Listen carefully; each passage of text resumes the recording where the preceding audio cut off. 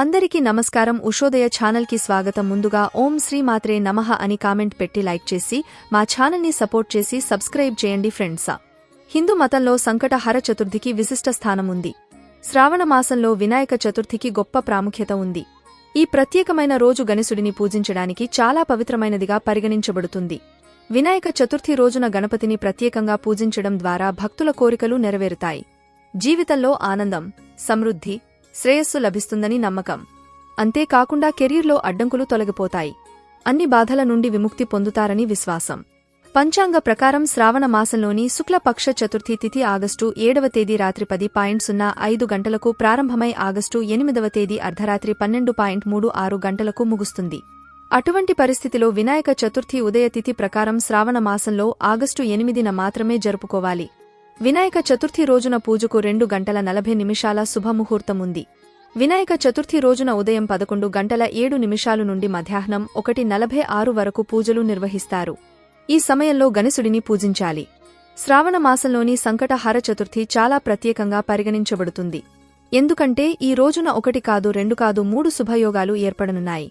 ఈ రోజున సిద్ధియోగం, రవియోగం, సర్వార్థ సిద్ధియోగం కలయిక జరగనుంది.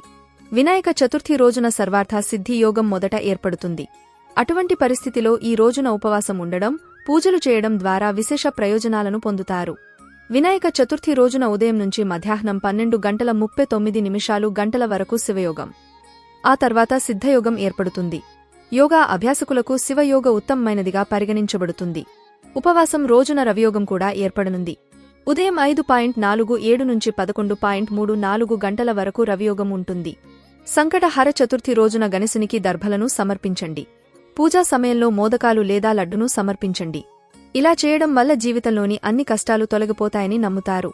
సంకటహర చతుర్థి రోజున ఓం గణ గణపతే నమః అనే మంత్రాన్ని 108 సార్లు పఠించి గణపతిని పూజించాలి. ఇలా చేయడం వల్ల ఐశ్వర్యం, ఆనందం, అదృష్టం పెరుగుతాయి. చతుర్థి రోజున సమి వృక్షాన్ని పూజించడం చాలా శుభప్రదంగా భావిస్తారు.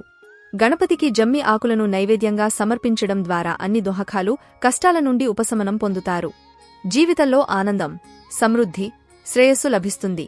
డబ్బు సంబంధిత సమస్యల నుండి బయటపడటానికి సంకటహర చతుర్థి రోజున వినాయకుని ముందు 4 దీపాలు వెలిగించి శాస్త్రోక్తంగా వినాయకుడిని పూజించండి.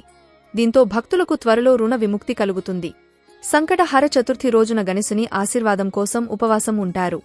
రాత్రి చంద్రుడిని దర్శించుకుని చంద్రునికి అరయం సమర్పించిన తర్వాత పూజ సంపూర్ణంగా పరిగణించబడుతుంది. పంచాంగం ప్రకారం ఈ రోజు చంద్రుడు అస్తమించే సమయం 9:58 కనుక ఈ సమయంలో చంద్రుడికి అరయం సమర్పించిన తర్వాత మాత్రమే ఉపవాసం విరమించండి. ఇలా చేయడం వలన వినాయకుని అనుగ్రహం తప్పకుండా లభిస్తుంది. మీకు ఈ వీడియో నచ్చితే తప్పకుండా లైక్ చేసి షేర్ చేయండి. మరిన్ని మంచి వీడియోస్ కోసం మా ఛానల్ని సబ్స్క్రైబ్ చేయండి. ధన్యవాదాలు.